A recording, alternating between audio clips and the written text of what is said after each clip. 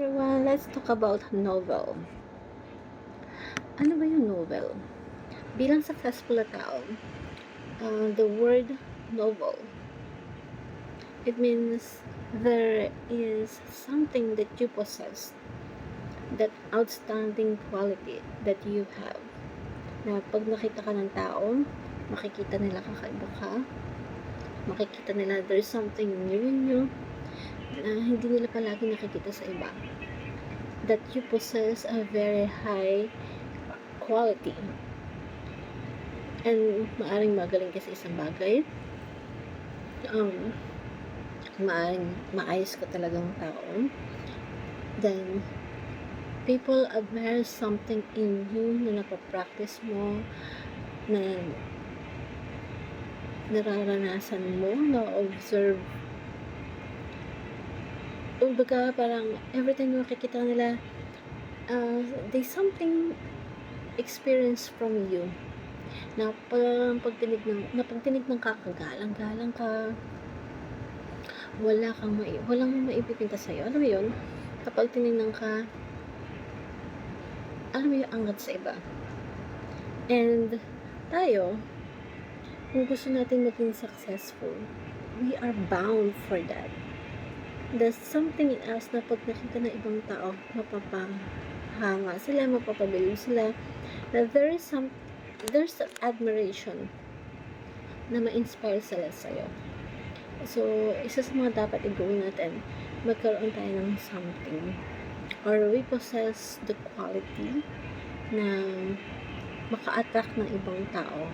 Ibig sabihin, that will be the reasons why they follow you. Mabait ka, magaling ka magsalita,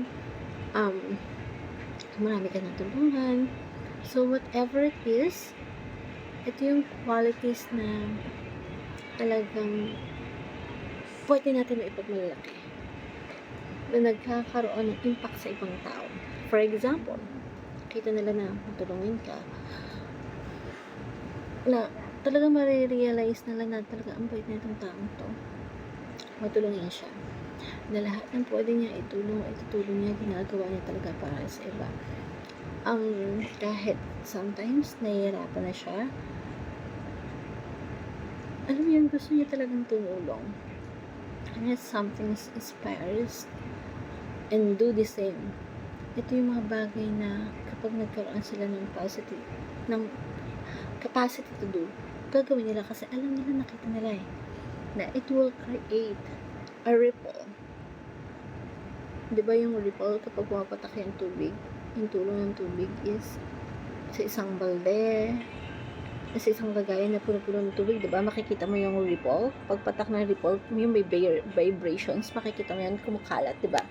So, that should be the effect ng pagiging noble. And sa pakiramdam, pag may ganun ka, na pagiging angat natin, na meron tayong standing quality that will inspire others to be someone that can also inspire them and inspire other. Diba? Na kapag ikaw naging novel ka, maraming tao, they will admire you, they follow you because the qualities that you have. And at some point in their life, they also go. And darating yung panahon na magkakaroon din sila ng impact sa buhay ng ibang tao. And that should be the goal. If we want to be successful, we need to be that kind of persons, a noble persons.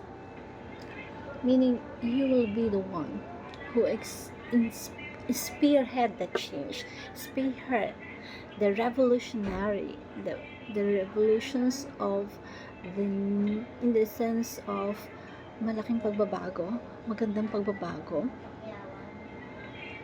Hindi ikaw yung magiging reasons kung bakit yung ibang tao mapapasama. Be a noble person means that you need to really work hard on yourself, a work hard quality na gustong makita ng iba, ma-appreciate ng iba, ma-inspire ng iba, na gawin din.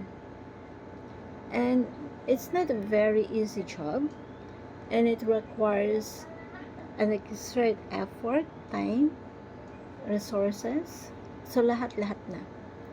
Maaring magkaroon ka ng mga sakripisyo para umabot yung certain point of your life, to inspire others, to influence others, for you to have that quality of becoming noble.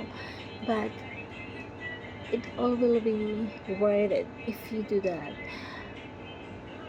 Time will come. It will be all worth it, especially when you see the effect to other people. And especially kapag yung mga tao nakikita, nararamdaman nila, and that is one of the most fulfilling na pwedeng ma-achieve, na pwede natin ma-achieve, and we can, and we will try, we will exert effort, it will be really determined to do something, become a noble person, someone who really inspires other people because of the quality that you might have. So, one noble person creates another noble persons, and another persons. That's this world become a better place, and it will be. you see nations that full of noble persons. It will happen. It won't happen if someone won't start. That's why the best thing to start right now for us to become noble. And all glory to our God, because He is the one who guides us to become one. And hope you love this to become a noble. Let's try. Let's start to become a noble. Thank you everyone, and God bless.